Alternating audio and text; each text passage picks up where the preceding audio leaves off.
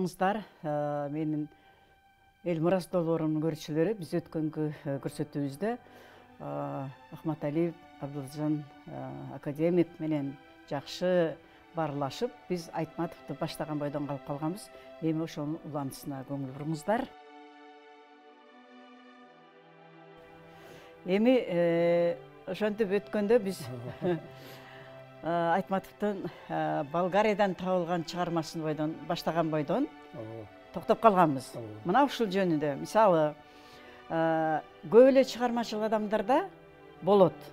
Себеби дегенде чыгармасынын көзүнүн тирүүсүндө баары чыга бербейт да. Кээде кээ бир чыгармалар артка жылып калат. Кээ бирөөлөр ошол жазып аткан чыгарманы кое туруп, кайсы бир тема кызыктырганда ошого кирип кетесиң. Ошондой эле Чор жана жер деген чыгармасы кандайдыр бир неме менен артка жылып кеткен экен да, кандай тагдыр менен, кандай сапар менен кантип Болгарияга түшүп калган, башынан айталы. Мейли. Башынан баштайлы. Башынан баштайлыбыз. Анда мындай да, ошол Айтматов энциклопедиясын биз даярдап атканда дүйнөлүк кандай тилдерге, кайсы тилдерге которулду, кандай чыгармалар которулду деп баарын тизмелеп атабыз да. Бүт информация алып атабыз, анан эле баардыгы эле тааныш. Анан кээде аттар ар кандай болот. Мисалы үчүн өзгөрүп кетиши мүмкүн. Эки ат коюлуп калат. Эки ат болушу мүмкүн. Мына мисалы бұраны полстанок деп идошев эки дилсе деп чыгып жүрөт. Дегендей мындай ак кеме. Ак кеме, жомоктон кийин деп да жүрөт ар түрдүү. Анан земля и флейта деген эле көзүм урунуп калды. Болгариядан чыкты деп карасам, 72-жылы бир журналга чыгыптыр, 74-жылы бир чоң жыйнакка чыгыптыр деген маалымат жүрөт. Демек, Болгариянын журналына, анан дагы альманагына чыгыптыр. Анан издедим бул китепти. Издесем, бизде бар китеп экен, жыйнап жүргөн китептерден. Барып эле ассам Айтматов флейта и земля деп турат. Анан мындай карасам, баягы каармандар, Асакеев деп жүрөт. Анан деп баягы эме кылып бир 50 беттей да басылган. Анан таң калып калдым. Анан ошол маалда Мария Урматовна анан Ширин Айтматов экөө интервью берип атканын угуп калдым. Ушундай кол жазмалар бар, чыкпаган. Ошол кол жазмалардын бири мына земля и флейта деген бар деп коюшту. Анан кабар суроо берип калды. Аны ким таанышат деп элечи. Десе эле анан Мария Урматовна менин атымды айтып, фамилиямды айтып койду.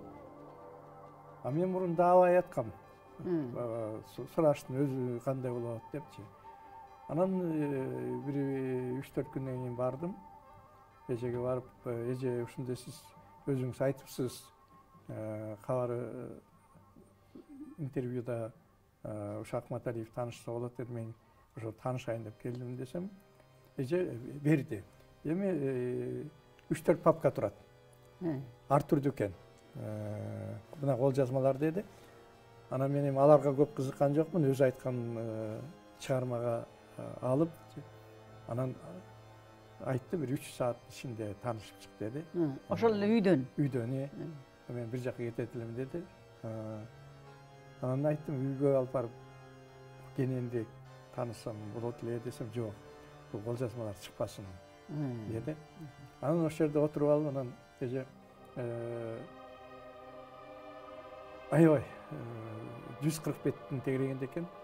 Машинкага эски басылган, сары кагаз болуп калыптыр. Кээ бир жерлерин калем сап менен оңдогон жерлери бар экен, агайдын колу менен. Анан бир 20 беттей кол менен жазганы бар экен. Жок, ага чейин жана айткандан кийин кээ бирлер бул Айтматов менен эмес деп дагы чыгышты да. Кабар чыккандан кийинчи. Анан көрүп эле Айтматов Сагайдын кол жазмасы экенин көрдүм. Уланып турат. Тааныдым сразу. Тааныдым. Анан окуп кирдим. Окуп кирсем эле ошол бул Чүй каналына байланыштуу жазылган чыгарма экен. Ошо Чүй каналында Асакеев деген парторг жөнүндө жазат экен. Анан ал парторг ошо согушка чейин элди үндөп ушундай жазаарлы деп. Анан ал жерде бир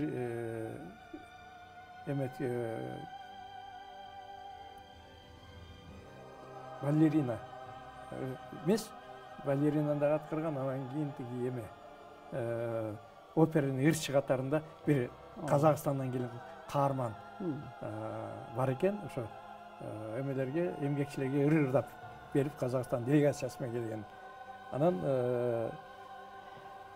ушундай тургандан ойлодум, бул деген агай аны опера балеттен жолугуп атышпайбы, каармандарчы. Бул деген бир чети чыкпай калган себебин деп атпайсызбы? Бул бишара бишаналууга деп ойлодум да. Ушул адамдын бейнеси окшойт деп ойлодум.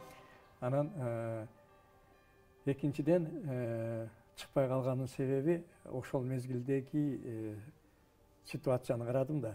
Бул чыгарма Гүлсараттын чыгармасынын менен окшош экен да. Тематикасы да окшош, идеясы да окшош. Анан балким ошол учурда ак кемени жаратам деп ойлогон болуш керек дагы, муну токтотуп койсо керек. Дагы. Деп ойлодум да сен. Ойлодум. Анан анткени Айтматов агайдын бир маегинде бар. Мен балыкчыдан келатканда, рыбачыдан келатканда машинанын үстүндө жаткан сулп сагактар нетин көрдүм деген маеги бар да. Анан мен ушуну бир аңгеме кылып жазайын деген ойду айтканда, анан бул киши аңгеме кылбай эле баягы кызыгып кетип, анан чоң повесть кылып жазып кетип, анан бул калып калса керек дагы. Анан муну улантпай калса керек. Анан бул чыгарма дагы өзүнүн турган турпаты менен жакшы чыгарма. Жарыяласа болот, окуса болот. Ал жерде Чыңгызхандын окуясы жөнүндө бар. Чыңгызхан агасын бектерди кантип өлтүрүп койду деген легенданы пайдаланат ошол. Гүлгакы деген эме бар эмеспи? Ырдап жүргөн поэма. Ошондон үзүндүлөрү бар. Анан баягы кыз эменин Асакеев дегенде, анан сурадым, бул Асакеев деген прототиби болду экен, болбоду десем, прототиби чыгып атпайбы. Бул эмеде түп жактан барып, көлдөн барып, Таласка барып, парторг болуп, ошол жакта эмеге иштеген экен. Анан ошол учурда баягы жанагы чүй курулушуна каналына элди алганда, элди алып, ошого пропагандалаган экен да. Анан ошонун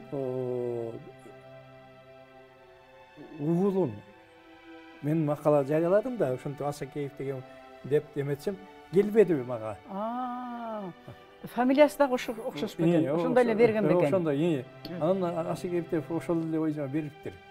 Анан ошол келип, анан кийин ушундай болчу, ал деген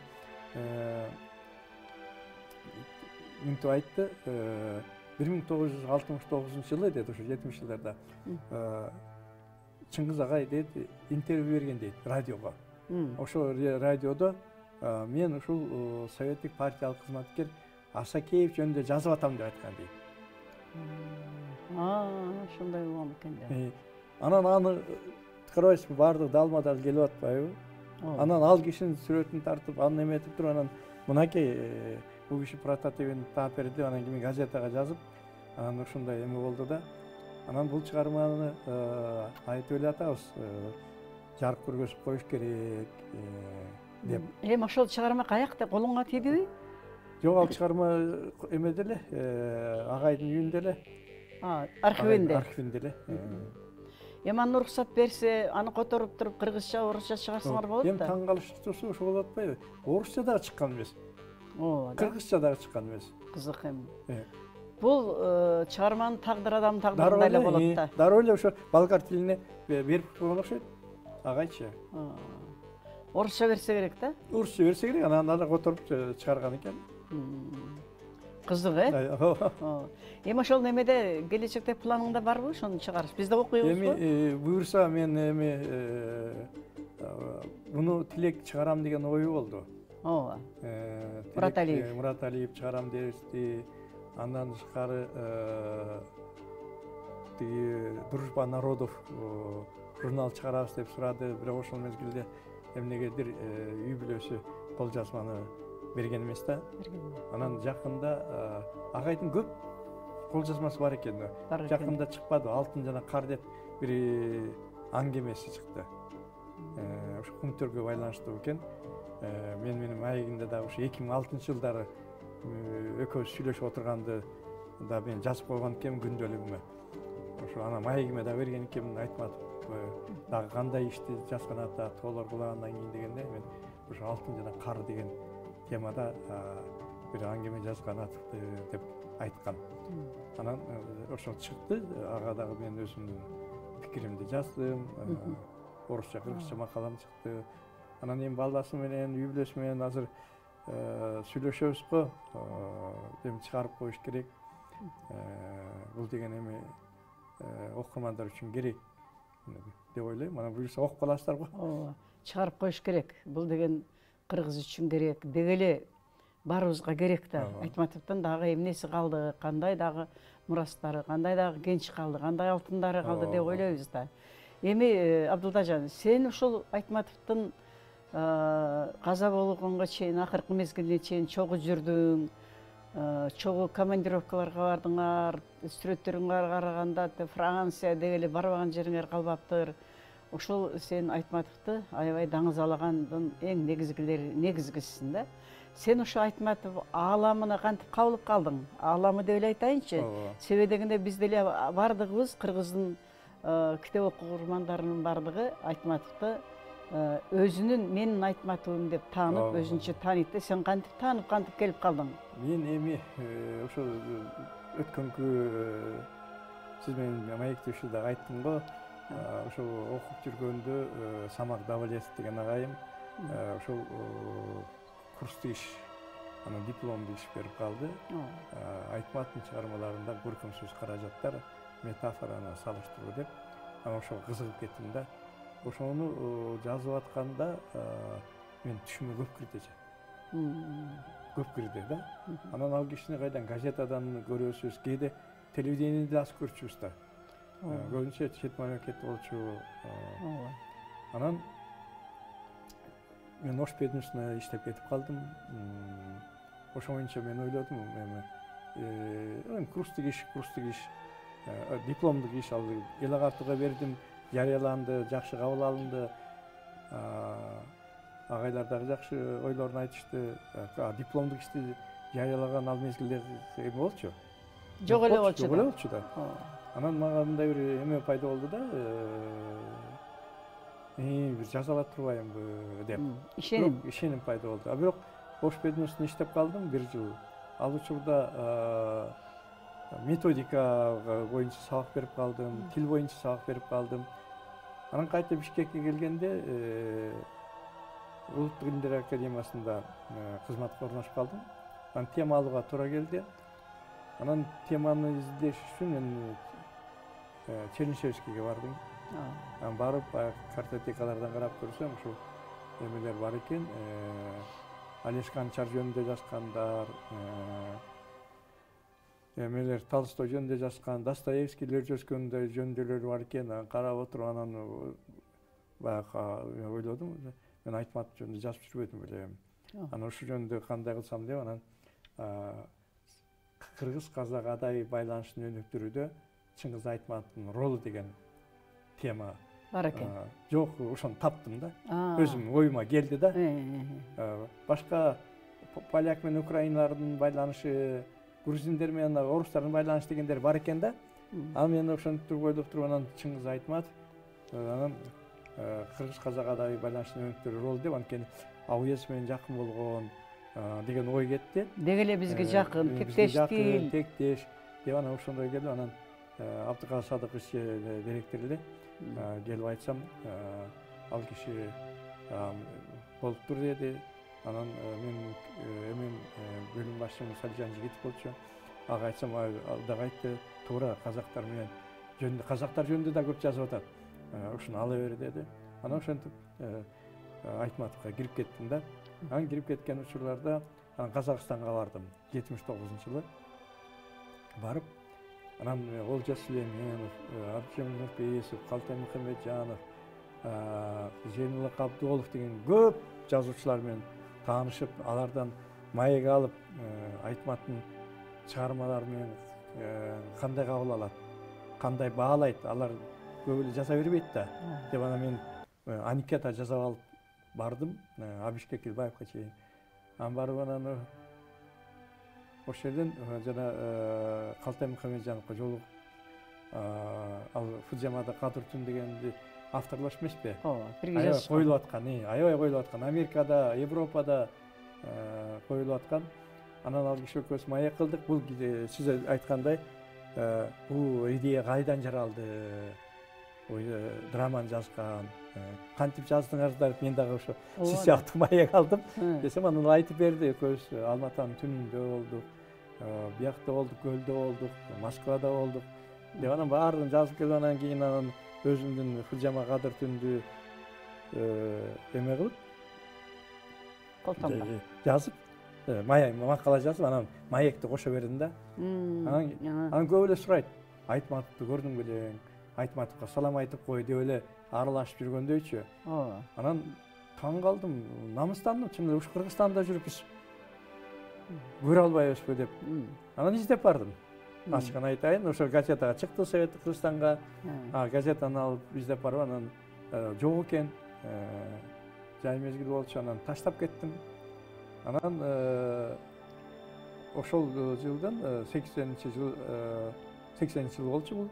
80-жылдын октябрь айында биздин Илимдер Академиясында жазмасып жаңы пайда болгон адабияттардын симпозиуму өтүп калды. Бүт дөшалар келди. Союздан адабиятчылардын баары, Зоя Кедрина деген, Георгий Ламидзе деген, бияктан Заки Ахметов, аябай. Анан президиумда отурушкан, элдер туруп эле кол чаап ийишти. Карасам, Чыңгыз агай Айтматов келаткандай, артында отуруп мындай эле дароо тааныды, баягы келбетинен. Анан өтүп барат, анан ошондой ушунчалык таасир этти. Баягы муз жаргычты кинодон көрдүк да. Ленин ледоколу муз жаргыч. Баягы жарып бараткандай сезилди да мага. Сезим калтырды. Чыкты, чыгып анан сүйлөдү. Ошондо Боронтой Бедуров жөнүндө биринчи айткан. Алтай акын жөнүндөчү. Анан чыгып элдер учурашып атат. Анан карасам, Өзбекстандан келген бир мен сыяктуу эле кыз изилдөөчү Чыңгыз Төрөкулович салам алейкум деп эле барып эле учурашты. Учурашып, колун алышып, анан кийин мындай четке чыкты. Агай четке чыгып эле анан сүйлөштү, жок дейт, дегендей бир-эки менен сүйлөштү. Анан намыс ойгонуп кетти. Намыстанып кетти. Мен ушунча кызча жокмун. Мен деле салам беребейин деп эле барып эле саламатсызбы деди. Десем эле саламатчылык деди. Мындай кармаганда эле же алаканы ысып чыкты. Тим элечи дүрттерде дейчү ушунчалык. Анан байланыш болуп калган экен, контакт. Контакт болуп калган. Мүнөттү кандай эле анан кийин өзгөчө контакт болуп турган. Ооба. Анан шашып эле өзүмдө толкунуп аткан, сизге казак агайында, казак туугандарыңыз саламдап айтты десем эле колум кармап турат. Кимдер деди. Анан баарын айтып едим. 6-7 айтып берсем эле деп анан колумду алды. Анан биягынан кармады мындай. Анан жүр басалы деп мындай басты. Эл жайынап карап турат эже. Анан жана муз жаргычтай да биз өтүп баратабыз эже ошо. Элдин баары, менин зам директорум бар эле, директордун орунбасары Абдыкадыр Орозбай. Ал детектен туруп алып, мен кет деп атат да. Мындай, мен кармап кантип алып колуман алып келем. Анан мен күнөөлүү эмесмин деди. Мен күнөө айта албайсыз деме. Кетип баратабыз, анан айтып едим. Өзү айтты. Жанакы Советтик Кыргызстанга жазган sen misin mi dedi. Anан ооба агай менмин дедим. Анан сөзү суланып кетти. Анан мен ушинтип Казакстанга бардым, билем сиз жөнүндө илимий изилдөө кылып диссертация жасайын деп атам тигинде мындай дедим. Анан ошол мезгилде силер ошо академиянын коридоруна кетип баратасыздар. Коридоруна кетип баратабыз. Эшикке чыктык эже. Эч ким Меметке калып калышты. Анан бардым дагы, анан ак болго экен. Ошого чейин бардык. Анан өзү ачып, анда биз билбейбиз да, чуркап барып ача койгонду. Анан өзү ачып тургандан кийин отуруп дагы кир деди сени. Жок, кабарлашалы деп койду. Өзү тиги кирген атат өзү. Өзү кирген атат, кабарлашалы деп туруп анан мен деп оосумду ачып калдым да, анан өзү минтип барып анан эшигин жаап анан кийин кетип калды да. Анан ошондо биринчи жолу колун кармап, анан ошо боюнча 80 биринчи жолу улуу адам менен биринчи жолугушуп контакт болуптур. Контакт болду же. Анан ошондо эле мен сездим, мындай мен кабыл алгандай болду да же. Анан кабарлашалы деп койду да. Анан ошол менен мен кабарлашкан жокмун же. 83-жылы же.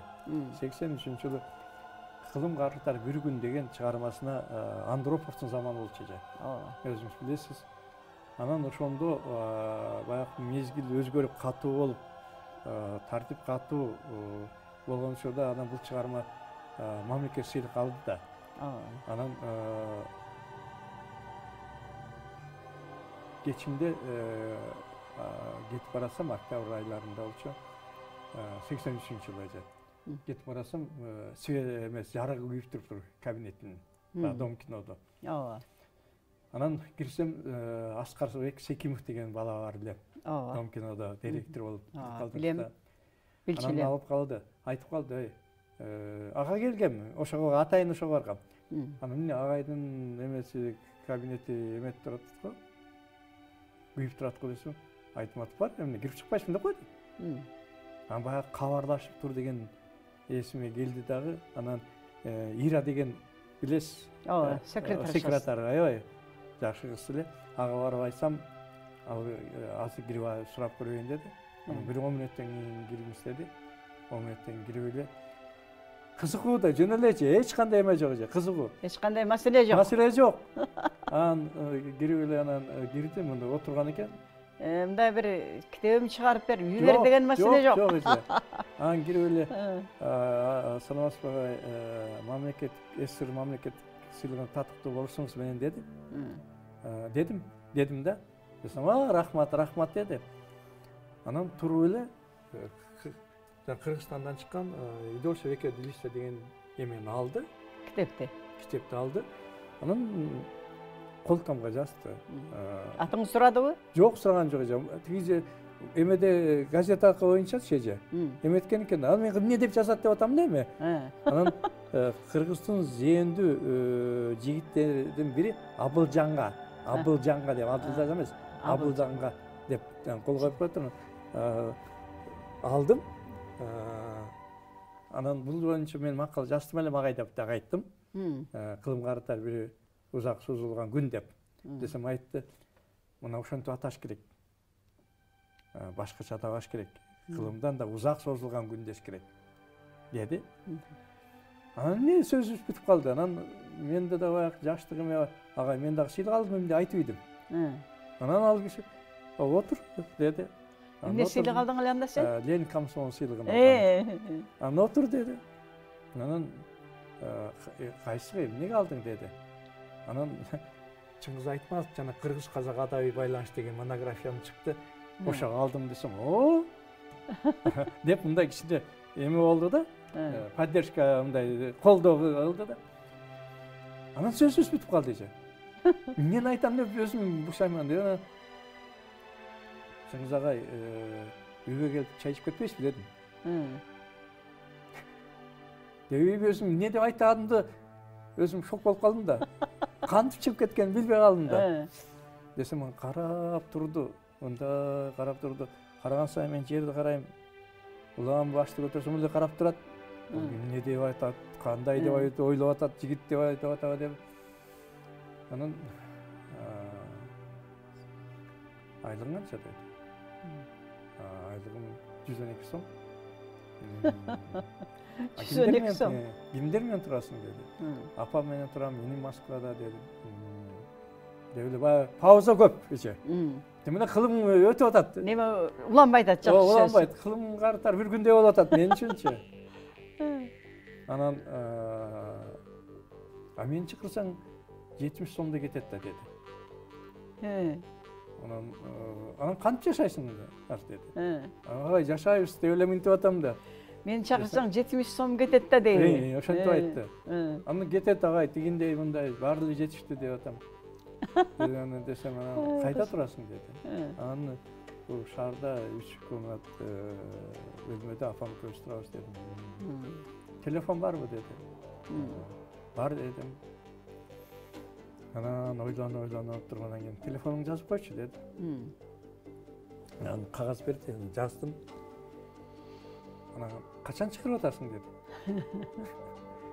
Мен шашып кетип, мен 4-күндө эле баргам. 6-күндө ийдим. Десем, эмне ушунчалык батпы деди. Анан эми мете албай, ошо туура эле болот го, агай, дем алыш күндөрү дегенде десем эле, макул анда көрөбүз деп койду. Анан келеби, келбейби билбейм. Аны айтпайт. Айтпайт. Анан ошентип анан үйгө келип айтпайбы. Апама айтсам, апам секирип атпайбы. Ай, эмне кылып келдиң сен? Кайсы үйүңө чакырасың? Кандай? Бай анда кишини чакырыш үчүн 1 ай керек. Жагдайың жок болсо. Жагдайың жок болсо, демең жок болсо. Анан эптеп, септеп, эртеси күнү барып Көк базар деген бар эмес беле? Ага барып бир койду алып, анан келип союп, анан эптеп, эртеси күнү 6-күн болуп калды кайта. Даярданып атабыз. Эми болоорун эметебиз деп анан бир маалда. Аябай эже, азыр эсимде да. Бир жолу спортивный кичибиз да. Буяка чейин түрүп коюп, тизиге чейин мынтип алып туруп, полду айнылап сүртүп атам да. Айна менен терезелерди. Анан бир маалда телефон шыңгырай түштү. Анан алсам эле мен 11-лерде болуп калып, мен айтматыпмын деди. Жүрөгүм шуу дей түштү же. Чын айтайын же. Баягы кинолордо Сталин чалганда эмелер орто тура калчу. Там ошондой болдум эже. Тура калдым. Ошондон баштап эже агай менен сүйлөшкөндө мен дайыма отуруп эмес, туруп сүйлөшчү болдум да. Дайыма. Анда эле угатам Абдулланы үйгө экен деди. Ооба дедим. Анан канчага чакырдың элең дедим. Саатында кайтпап турмун десе. Анан саат 5-6 калбы дедим. Десем, макул деп коюп койду. Өзү ошондой чакырчу элек да, 7-лерге чакырчу да. Мен кайдан билебиз. Анан кийин дагы бир 1,5 саат өттү, дагы чырылдады. Дагы алсам мен айтматымын деди. Адресиңи айткан эмессиң жакшылап.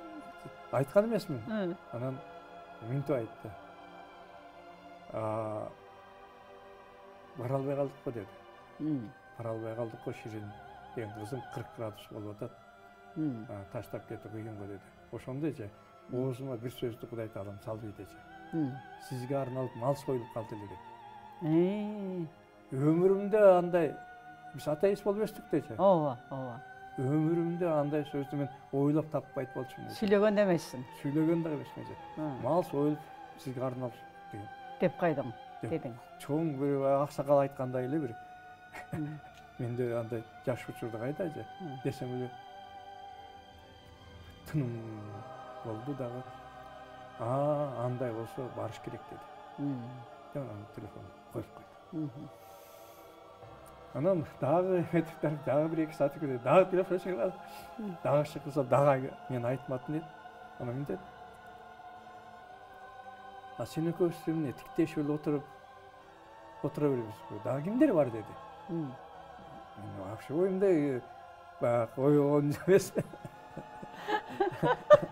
Деп анан деп өзүм кекештенип калдым. Айта албай туруп калдым да, десем түшүндү окшойт. Мен 1-2 кишини ала барсам болобу деди. Сүйлөшүп отуралы. Көптөн бери биякта да келе эле келем. Анан ушул Казат Акматовду таанийсыңбы деди. Анан Казат Акматовду өзүң көргөн эмесмин агай дедим. Бирок Мезгил деген роман окугам дедим. Десем анда ошол барат. Анан Жамин Акималиев ректор, Сылкыс институтунун ректору ошо барат. Анан Мария жаңы жеңең болот деди. Мария Урматовна. Ошол барабыз деди. Анан агай адрес сурады. Айттым, тиле Московскийден келгенде эле ти эме көчө бар, Калгакиев көчөсү бар, мен ошол жерден тосуп алам дедим, күтүп турам. Дедим, анда 6-да күтүп тур деди. 6-да күтүп тур деди. Мен беркилерге өзүм айтып коем деди. Конечно. Анан койду, анан бир маалда дагы телефон чаңырады, анан Казат Акматов экен.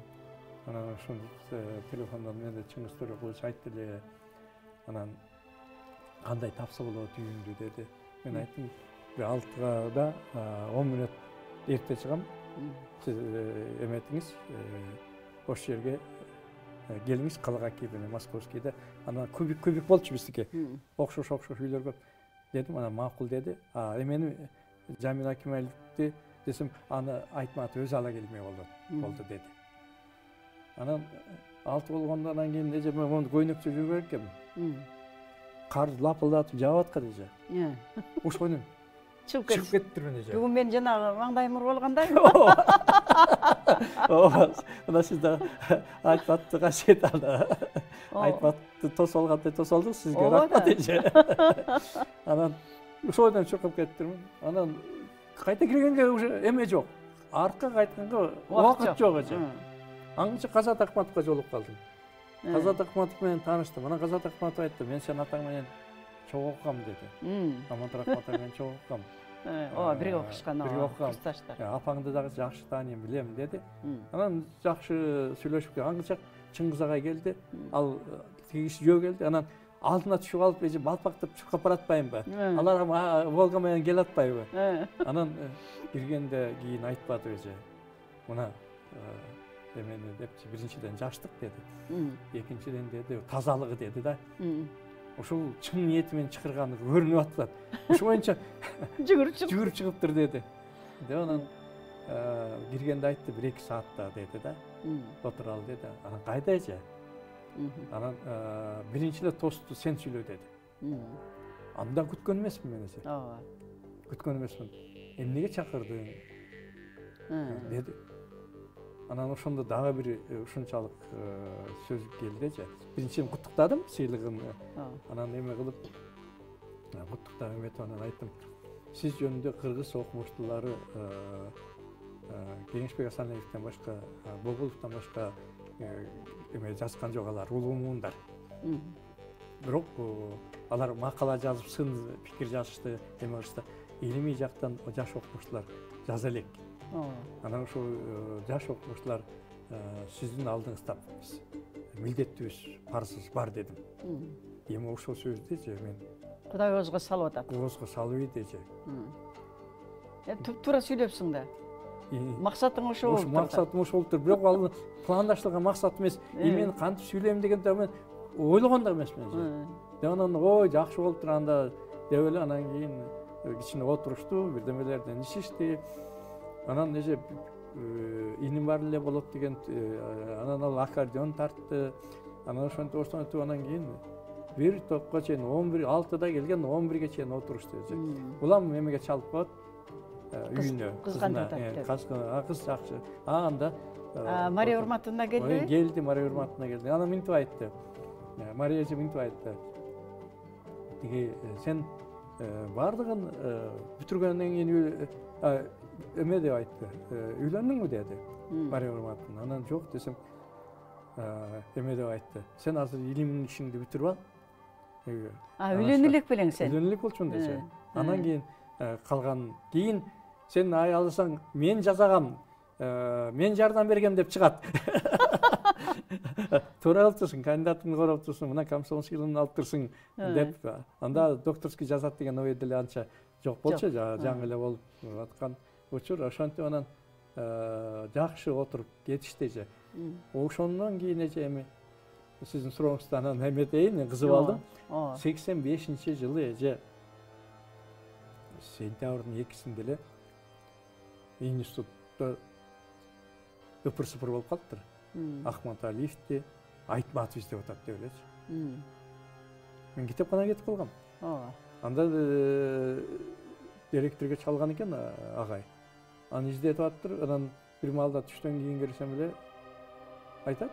Ошентип сени издеп атат. Үйүңө чейин чалып тур. Ошо телефонду унутуп калыптыр эже. Үйгө чалсам айтат, "Ай, агайың издеп атпайбы сени?" деп.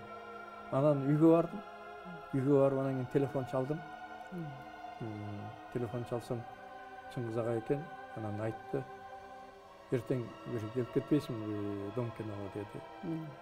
"Качан агай?" десем айтты, "Саат 12-ге жакын" деди. Анан 1 саат эрте бардым. Елдерді қабыл алды, киночылар жүрөт, артисттер жүрөт, бардым кабыл анан кийин бир маалда эле кийин чыкты. Мен ойлодум, мен унутуп калганго. Бул жака кеткени калды деп. Кетип калганго. Кеткени калды. Кеткени калганго десем эле жүргүн деди. Анан жүрдүм. Машинага отур деди. Отурдум. Анан кетип баратсам бул жерде Жержинкада менен азыр эркиндик менен Токтогулдун үйүнө бардым. Мен бул жерде турам деди. 5-этаж деди. Үстүнө бардык. Кирдик. Мария эже баягы жигит деди мени. Тааныйм билем деди. Экөөсү отурдук. Борщ иштик. Котлет жедик. Ал киши башында отуруп, мен биягында отурам. Улам тиктеп коет. Мен болсо тердейм. Анан эптеп обед кылдык. Обедке деди. Анан мындай чыккан, анан кабинетине чыгып, "Ширин бер келчи" деди. "Ширин бер келчи. Мына бул агайың болот. Бул агайың сени мектептен алдык номер 5-тен. 1-класс номер 5-те бүткөн. Тилди унутуп калбашың керек. Сен ошол агайың менен сүйлөшүп туруп убактысы болгондо. Биз чет мамлекетте болобуз, тиякта болобуз. Мени деп анан тааныштырып анан 13-мектепке орноштурдум деди. Ошондо окуйт деди. Анан ошентип эле анан байланышып кеттик. Турмуштукта байланышып кеттик. Кийин мына уулума Эл Туран деп атын койду. Мына өзүңүз билесиз, андагы сиздагы небереңизди койдуңуздар. Ошол жерден айтып коеюн.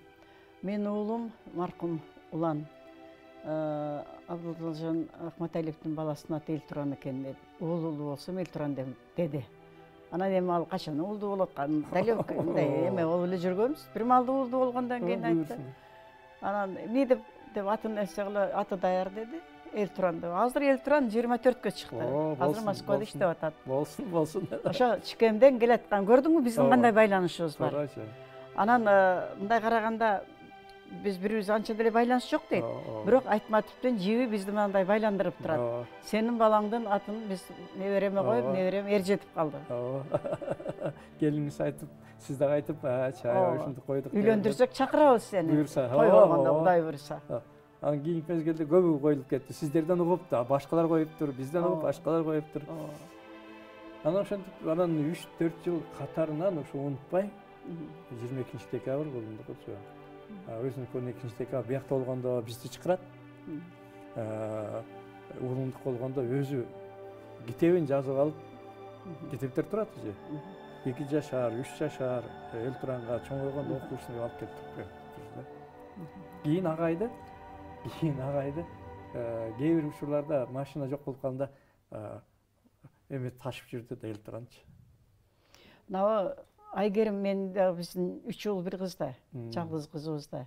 Айгеримге жазып берген жана Раны журавли деген китеп чыкканда, Айгерим деген кыз балага деп жазып берген. Карасаң жазганын сөзүн өзү. Баягы жана колтомго бергенде дагы жаза билиш керек экен да. Ошо китепти сактап жүрөбүз да. Ошондой кеп да. Жакшы. Ошентип анан экөөңөр ата баладай болуп кеттиңер. Анан адабиятта дагы ата баладай болуп кеттиңер да. Жакшы. Ушул Айтматовдон эмне үлгү алдың дагы бир? Адамгерчилик бытовой турмушта эмне алдың? Чыгармачылыкта эмне алдың? Деги эле мына адам баласынын аткара турган вазифасы жактан эмне алдың деп 3 суроо берейин сага. Биринчиден эже мен ушул жазгандан кийин мен агайга муну жазып атам сиз жөнүндө деп айтчу эмесмин.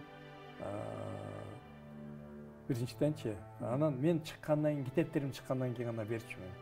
Чыңгыз Айтматовго таасирлен деген китебим чыкты, мисалы үчүн. Айтматов жана Боордош элдеринин адабияты деп чыкты. Казак, түркмөн, өзбек, тажик, башкыр, татар, орустарга тийгизген таасир жөнүндө. Андан башка китептерим чыкты. Эч убакта мен китеп чыкканда гана агай монда китеп чыкты деп алып барып койчумун да. Экинчиден агайдан мен мына кээ бирлер агайды мен көрүп эле жүрдүм. Байлык сурагандар болду эже. Бийлик сурагандар болду эже. Ошо да. Мен де тияка коюп коелачы, бияка коюп коелачы. Мага канча сайт иштеди. Сен министр болбойсуңбу? Сен ректор болбойсуңбу? Мен ошо сураганычтын өзү менде оюмда жок эже. Биринчиден, экинчиден тазалык эже. Ал киши мага 92-жылы Рахат Ачылова ректор болуп Люксембургга барганда мага кат жазган эже. Чыңгыз агай. Каты азыркыга чейин сакталып турат. Ошондо эмеде бар деталине да чыгарма жазгандай. Мелис балам, айланайын деп тургандан кийин апаңа, келинчегиң Дилияга, анан эл туранга, анан бөбөгүнө салам айтып кой деп келип анан жазып, анын аягына мен сага өзүмө ишенгенде ишенем деп жазганы бар да. Аны Атабейт андан мурун Атабейтте атасына аш берип, баягы Атабейт ачылганда көп отурган, балким сиз да болсоңуз керек. Көп отурган ошол жерде Сыдыкбек, Бералиев, Акаев деген эмелердин баардыгы, Насирдин Исанов, ошолордун баары отурганда аягында могу жерде айтып келип, баягы трайбализм жөнүндө, жердешчилик жөнүндө айтып келип, мен могу жерде бир бала отурат. Аны мен кайда экенин, кайсы жерде экенин да билбейм деп айтканда Текти Ишенкулов кыйкырып экен. Мынакей бул жерде Ахмат Али отурат депчи. Аны ошондо мынтип айткан. Мен ал балага өзүм ишенгенде ишенем депчи. Анан ошону эже 2 жылдан кийин, 3 жылдан кийин эже кайталап жана кагазга жазып атпайбы эже. Мен сага өзүм ишенгенде ишенем деп. Мындан артык эмне бар эже? Мындан бийик эмне бар эже? Мен ушул агайдын только ошондой кабыл алганына, биринчи жанагы жылуу, экинчи ошондой айтып койгон, анан айтып мен тазалыкты кармап келем эже. Тазалыкты кармап келем да. Биринчиден таза болуш керек, абийирдүү болуш керек, адептүү болуш керек, ыймандуу болуш керек деп келем. Агайдын жөнөкөйлүгү, мына өзүңүз деле билесиздер, кеңпейилдиги, айкөлдүгү, ошолордун баардыгын үйрөнсөм деп келем эже. Эми колдон келишинче үйрөнүп, ошолордой башкаларга жасаганда мамиле ошондой кылып келатам. Мына менин институтка барсаңыз, башка директордой эмес. Мисалы үчүн эшигим дайым ачык. Жаап койбойм, секретарь дагы койбойм эже. Келип кеткен кире берет эже. Чыңгыз агайдын дагы эметкенин көргөн, келген кишини улуу дебей, кичүү дебей эже. Кабыл алып эже.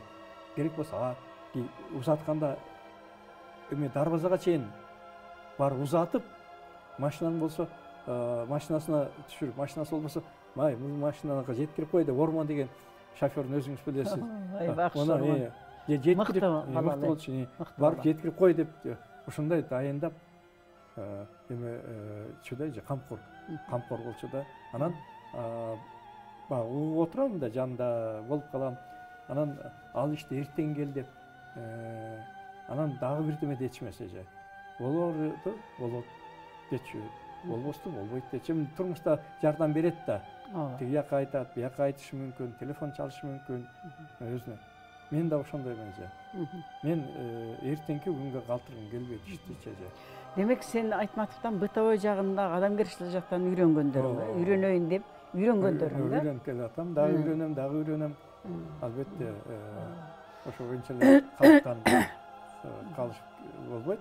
Ошону өрчүтөм, өнүктүрөм, анан башкаларга да ошо үлгү болсо дейм да. Бул киши мындайча айтканда пайгамбардай киши эле да. Эми баары моюнубузга алышыбыз керек. Муну Кудайым бизге атай жаратып, бизге бир белек катары берген киши эле да. Анын жөнөкөйлүгүн билем, мен дагы биз дагы катышып калдык, кандай тамак жегенден бери, кандай элдиге карап тургандан бери, даже мындай бир күндөр болду, биз жаштар баягы тойлордо бирге болгондо чикем кандай ичет экен, ичет экен деп, аны карап аңдап отуруп, анан ошондон бери биз абаз кылып көрөр элек. Анан кийин ошо эми баягы Чолонанын кол алдында иштеп калды, бирге иштеди, жазуучулар союзунда бирге иштешти. Анан ушундай бир башкача киши эле да бул өзү. Анан эми ушул доктурлугуң дагы ушул кишинин эмеси боюнча жактадың да, чыгармачылык. Ал темаң кандай болду? Мен эми мурун ошо кыргыз казак адай байланышында айтматын рол болсо, эми азыр жалпы эле түрк тилдүү элдердин адабиятында айтматын ролун ачып бердим. Масштабын чоңойткон турбайсың.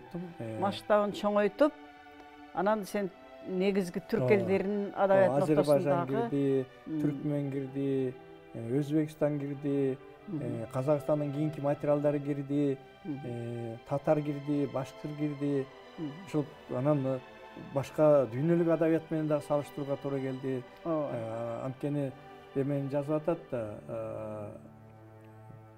деген Булгаков менен салыштырууга туура келиш керек болуп калып атат. Анткени Плаханы Иисус жөнүндө жазып аткандан кийин дүйнөлүк адабияттар менен салыш керек, Библия менен салыштырыш керек болуп калды. Анан ошол мененки ошо дүйнөлүк адабият менен болгон байланышы, анан өзгөчө Айтматовдун башкаларга кандай таасири берди. Кээ бирлер Айтматовду туура эле көчүрүп алгандар болгондой болуп атат. Кээ бири чыгармачылыктан таалим алгандар болуп атат. Анын идеяларын улап кеткендер болуп атат.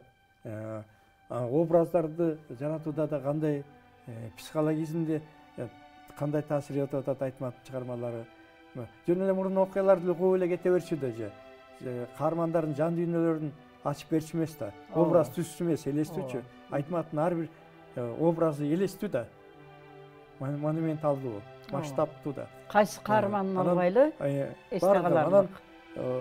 Эми психологиясын, каармандар психологиясын ачып берип атпайбы, жан дүйнөсүн ачып берип атпайбы. Сен эми ошо көп жанында көп аңгемелешип сырдашып жүргөн киши катары суроо бергим келип атат да. Жанагы Шаханов менен болгон достугу канчалык даражада искренний болду булардыкы? Чын дилден болду? Эми Муктар Шаханов менен мурда жөн эле мындай Казакстанда иштеп жүргөн ал киши Жалын журналынын редактор болуп жүрдү. Анда сыйлап, урматтоо, жазуучулук эме болуп жүрдү да. Буякта элчи болгондон кийин аябай тыгыз болуп кетишти. Тыгыз болуштун бирден бир себеби мындай болуп калды. Буякка келсе сүйлөшө турган киши жок. Айтматовча. Анан пикирлеше турган киши жок. Ал пенде да. Ал киши дагы мындай маектешкиси келет. Анан чыгарма жазалы деп ал ой дагы эмеден чыкты болсо ошо Шахановдон чыкты. Мунусу белгилүү. Дайсаку Икеда менен Айтматовдун маеги аябай таасир этти дагы. Анан булар дагы эме болду да. Эми көбүнчө эми Шахан ошо материалдарды Шахан эметип атты, ошо таап берип, ошол жөнүндө сүйлөшөлү тематикасын коюп, анан анткени кээде барганда экөө кирип кетчү, баягы магнитофонго ойлорун, пикирлерин жазышчу. Анан эми мындай канчалык чындык, канчалык акниеттүү экенин эми билбейм, бирок Муктар Шаханов Чыңгыз агайдын аты менен бир топко дүйнөгө таанымал болду. Бул эми чындык. Чындык. Жашыра турган эчтеке жок. Ойлойм ошо. Ооба, да, ооба. Баягы өзүнүн бир немелеринде бар го, интервьюларында. Карыялар сүйлөшө турган киши жок калды десе, киши деген толуп атпайбы, бул эмне дечилем деп анан өзүнүн философиялык көз карашын айтат го. Да, анан эми дагы сурайын дегеним.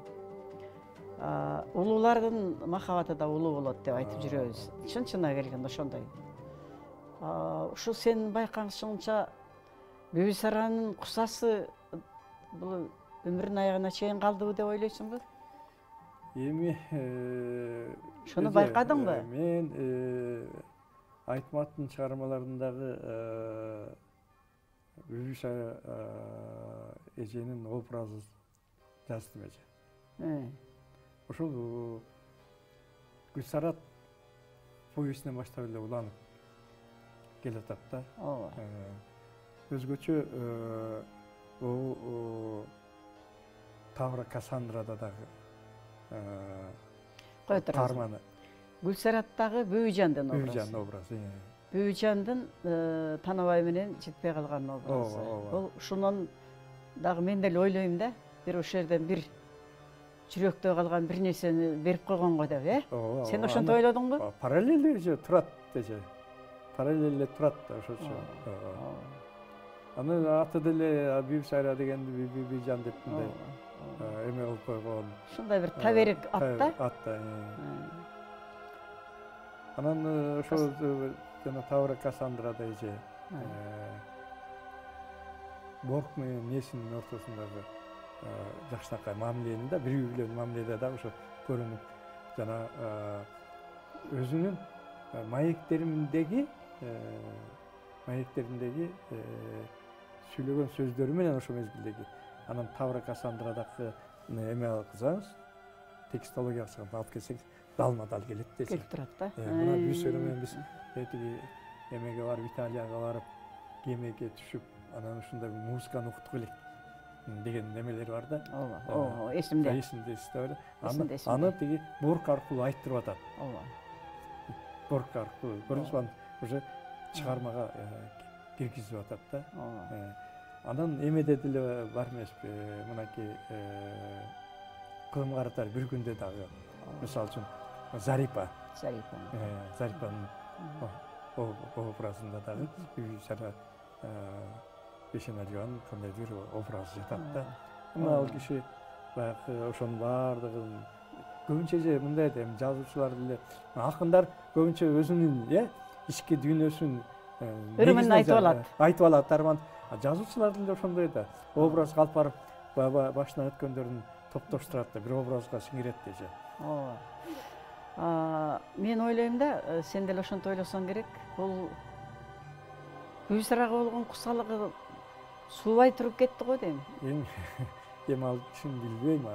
Ошо жанакы ар бир чыгармасына киргизип атканы ошондойго деп ойлойм да. Жана айтпадымбы, жер менен эме Чор деген чыгармасында дагы атайын опера балетке чейин алып келип, жолуктуруп, аны ырчы кылып, балерина эмес, ырчы кылып, суктанып эметип атканын өзүндө дагы ушундайга. Эми ошонун баардыгын кусалыгын эме болуп атса керек, тиги чыгармасы аркылуу улам кетирип атса керек го. Мен да ойлойм да, бул бирок өзүңүз эсиңиздеби, Тургунбай Садыковго опера балеттен айтты эле Бүбүсара Бешеналиеванын бир кечесинде, Тургунбай, мен сага ишенем, бул жерге бир опера балеттин жанында бир эчтелигин коюп койчу, бир ак кусмал деген. Эсиңизде? Ооба. Ал киши ошону жасады да. Көрүңүз, ушулардай аркылуу жана кусалыкты эме кылса керек деп ойлойм да. Мен ошо Тургунбай ака менен болгон диалогумда дагы кичине тип кеттиңер бул темага. Кичине айтып кетти. Көп сүйлөштүм, көп неме кылдым деп Бүбүсаранын неме кылганын айтып кетти. Анан ошондой мен адамзатта ошондой бир кусасы басылбаган, анан ал унутулбаган суубас дем сыяктуу болгон махабат болоруна ишенебиз да. Туурабы? Бул эми ушу Бүбүсара менен Айтматовдун эмесинде калды. Эгерде мен ойлойм, мен деле адаммын да, мен дагы жазуучумун да, мен дагы фантазиям бар да. Анан айтам да, эгерде экөө үйлөнүп калган болгондо, андай башкача болмок. Турмуштун прозасы болот эле да, анчалык болбой калабы дейм да. Кандай дейсиң? Туура же.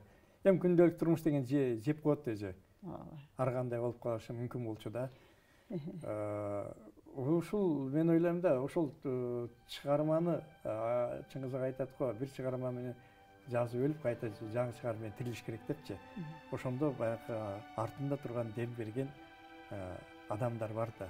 Ошонун бири Гүлшара Бейшеналиева болсо керек деп ойлойм да.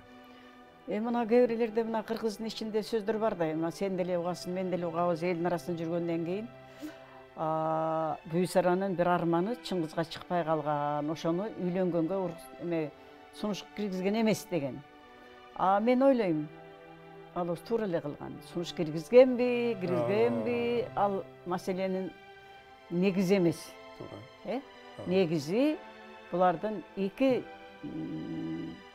бул Кыргызстанга, кыргыз элине берилген эки мыкты инсандын бири-бирине болгон махабаты экенин билем да. Ошондой деп кабыл алышыбыз керек. Анан алардын үйлөнгөнү, үйлөнбөгөнү ал экинчи, үчүнчү маселе болуп калабы дейм да. Анан мындай да, ал жанакы эмени айтып атпайбызбы? Мария Урбатованын деле чыгармасында бар.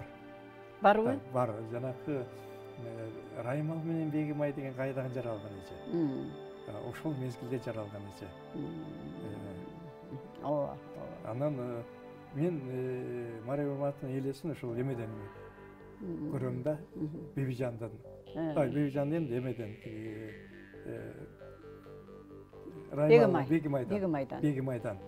Бегимайдан да.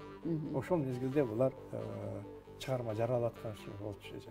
Булардыкы башталганда. Булардыкы башталганда ошондой болчу да. Анан ошол жерде дагы эме бар. Ал мисалы ошондой улуу киши сезимсиз үйлөнмөк эмес. Деп ойлойм да мен да. Таасир эткен, ошондон анан чоң чыгарма жаралып атат эже. Ал эми чыгармага, акынга, жазуучуга кичинекей эле нерсе түрткү болуп кетет да. Жакшы. Эми сен азыр жанагы мистикалык ойлоруңда, мисалы түшүңдө айтматты көп көрөсүң. Мен буга аябай ишенем. Себеби дегенде мына биз мына элдик немеге кайрылганда манасчылыкты, айтымчылыкты, айтышты. Бул манас айтып калган адам жөндөн жөн айтып калбайт. Сөзсүз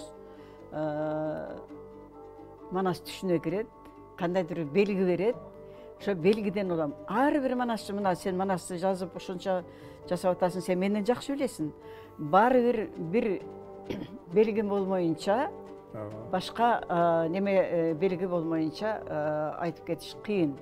Мен бир нерсени айтайын. Мынау Семетеч Сейдана бар го. Ушул Семетеч Сейдананын айтып бергени бул жөнөкөй эле мугалимдин келинчеги, бала төрөп, балдарын чоңойткон неме, бирок дили таза, ушундай бир башкача Кудайдын тандаган кишиси экен да. Ошол айтат, балдар кичинекей экен, анан чай кайнатып эшиктеги эме кетет болуп жүрөт, ошонткенде эле айтат бир неме деп. Өңүндө эле бир күңгүрөгөн үндөр чыгат, караса эле тияктан эле шумдуктай упузун кишилер, чоң тоодой болгон ат минген кишилер келатат. Ошондо үн чыгат да, ошол манастар чоролор менен келатат дейт. Дегенде анан карап калат дагы, анан ошону таң калып анан карап туруп мындай карайт, анан ошондо Семетейди, Айчүрөктү көрөт. Анан бул манас атаң дегенде карай албай коет экен. Ошондо бир 5 этаж, 5 кабат же 6 кабат үйдөй болгон чоң аты менен ошондой көрүнөт да, анан көзү жазганып кетип тике карай албай коет да. Анан ошон үчүн Семетей айтып калган экен. Ушуну ушундай өзү айтып берген да. Анан бул манасты карай албай койгон экен. Анан ошо менен уктап кетеби, эмне болот, эси болуп калат да. Эси болуп калгандан бир мал эсине келсе, очоктогу от эчагы өчкөн, балдары талада ойноп жүрөт, көзү эмеден мектептен келе элек эсине келет. Анан караса баары неме болгон, уктап ойгонгондой болот, караса баягы чоң аттын, баягы тоодой аттарды көрдү да, ошонун тамандарын изи калат да. Мына ошондон кийин баштап анан кийин Семетей айтып калат. Аны канча жолу үйүнө камап, уят эми аял киши десе да болбой жүрүп, ошентип Семетейчи. Мына бул деген бул мистикалык кайыптан кайып көрүнүш болгон менен бул чындык да. Ошонун сыңарындай азыркы берер суроом. Азыр мен дагы Айтматовдун каза болоруна мен түшүмө кирген. Аны мен Далбаева Мирайда менен больницада жатканда айтып бергенмин, үйдүн баарын айттым, мен кандай түшүмө киргенин айтып бергенмин. Мен ошо коркконмун, ал эмес, бул эмне болот экен деп. Себеби дегенде мен өз үйүмдөн тамак жасап, конокко киргизейин деп киргизе албай, такыр эле тамагым ички үйгө кирбей коет, табагым. Анан жиним келип коюп коем дагы, кирсем Жолон менен Айтматов экөө сүйлөшүп отурат. Жолон баягы турмуштагыдай ушундай сонун момду ак көйнөк кийимде, ачыкем болсо төрдө кичинекей болуп, ары кичинекей болуп отурат да. Анан кийин ушуларга тамак бербей койдум деп мен намызданып, ыза болуп эчке чыгып кетем. Кийин ойгонгондон кийин аны аябай эме болдум да, капаландым, кыжалат болдум. Бул Айтматов деген кандай киши, эмчи мындай болуп калды деп аябай жаман кыжалат болуп, анан эжеге айтып бердим, ошентип жүрдүм. Анан көп узабай эле Айтматов жанагындай болуп кетти. Бул сөзсүз түшкө аян берет. Сен азыркы ушу кезде кандай аяндарды аласың Айтматовдон? Эже, сизге ошо сөзүңүзгөчү Аралжыда мен акыркы күнү узатканда, сиз айткандай 80 жылдыгына даярдануу боюнча мага тизме түзгүн деген, кимдер чакырабыз сырттан тегиларына. Аны ошентип бир Федерика майор тигинде деп экөөбүз отурабыз эшикте. Майдын 11 болчу. Отурабыз. Анан Гачев дегенди айттым, мен жетекчинин исмине. Токтоп калды, башында мен төлөткөм. Эмне болду деп карап калсам, сен уккан жоксуң деди. Ал киши кайтып кетти беле. Кимди? Гачев. Гачев деди. Анан жок десем, албай кушту поезд уруп кеттир деди да. Ошол учурда эже мен мындай карадым да, агай аябай мындай капалануу менен айтты. Сиз айткандай мен ошондо биринчи Айтматовдун кичинекейин көрдүм. Карып калгандай, бул жер футболка чана отурган бул жерлердин баардыгы бырыш эже. Анан ушундай бир ой келди, мен агайды экинчи көрөмбү деп. Анткени ал эртеси күнү кетип аткан. Мен газетте ошондой айттым. Кийин кайтып болгондочу жаздым. Экинчи агайды көрөмбү деп тургандан үнтүп кеттим да. Ошондой учур болгон эже. Анан эми мага мындай да жана айтпадымбы, энциклопедия учурда ушундай болду деп. Туп-тура кылыптыр деп, же болбосо ошондо аян бербесечи. Мен балким Айтматов энциклопедиясы кандай деңгээлде чыгат эле, чыгатпайт эле, абуулар чыгат беле. Мен анда ал ойдо дагы келген эмес эже мага. Чынын айткандачы. Анан кээде дагы бир нерсе, мен институттун Айтматовдун атында 90 жылдык болуп атканда мен вице-президент болуп кал дешти дагы элечи. Мен бул эмеңди узатта бер, иштеп кала бер деди. Анан ошондо кыжалат болуп атам, же институтка кетейинби, же вице-президент болуп калам дегендечи. Кыйналып жүрөм, жүргөн ошондо ментип айтты. Эми ал жакта деле иштебедиңби? Биякта иш турбайбы? Дейт. Ойгонуп кеттим эже. Эртеси күнү келдим дагы, арыз жазып туруп эже, вице-президенттен кетип калдым эже. Ага эмеден кызматтан дагы Айтматовдун атуулук деп кайта институттума бардым. Анткени 3-4 жыл мен вице болуп иштедим да. Ооба. Көрдүңүзбү эже? Ошондой учурлар болот экен. Мен ойлойм дагы мындай бир эмелерден сактап ушинтип турса деген оюм бар. Эгерде мен ошондо барбасам, мен Айтматовду сатып койгондой болот элемчи менчи. Туура. Кызмат үчүн сатып, бийлик үчүн сатып койгондой болот элем. Экинчи 90 жылдыгына биз 33 китеп чыгардык эже Айтматов боюнча. 10 томдугунан кыргызча, орусча, андан тышкары мынакей сиздердин ырларыңар баш болуп туруп кыргыз тилинде 2 том ырларды жыйнак кылып чыгардык. Орусча 5 томдук макалалар чыгардык. Башкалардын жазгандарын. Башка союздардан, чет мамлекеттерден чыгарган кыргызча 3 томдугун чыгардык. Ошентип 33 том балким заматтар жаза албай калбайт. жасалып қалмақ жасалбай болчу да. Жасалбай. Тияққа кеткенде ал жасалбай қалады. Жасалбай болчу, ал анткени тияқта башка иште. Башка иште. Ошон үчүн эме болду. Ушундайлар болот эже. Да, болот сөзсүз. Эми Абдуллажан, эми экөөбүз жакшы эле баарлаштык, маектештик. Өткөн кеткенди айттык. Өткөндөрдүн баары жаткан жери жайлуу болсун. Алар тегин адамдар эмес экен, Кудайдын эң бир тандалган адамдар экен. Кыргызга өздөрүнүн алтынга эчтекеге тең келбеген өздөрүнүн рухтарын таштап, мурастарын таштап кетти.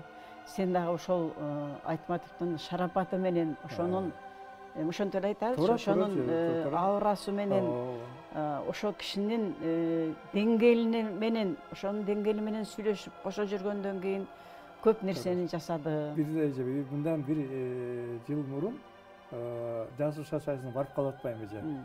Ошол жерде жана Суанбердиев деген, Топчубек деген, Тойчубек, Тынчтык Нуроманбетов тура турду да. Мен кирип барсам, тура калып атышпайбы эже. Ой, отургула десем, ой, сен кирип келатканда Айтматов кирип келаткандай болду деп эже. Мына эже өздөрү тынчтыктар эже. Вот, ошонун өзү көп нерсе. Мен таң калып отурам да, ушул бир эле адам керек болсо, Кудайым берип койсо, табигат жардам берсе, жанагындай улуу кишилердин аурасы жардам берсе, мына көп кандай көп иштерди жасагансыңар. Бул деген бир адамга чак келбей турган иш. Эми анын баарын сен колуң менен кылды деген жокмун. Сен ошонун баардыгын уюштурдуң, дем бердиң, жол бердиң, багыт бердиң.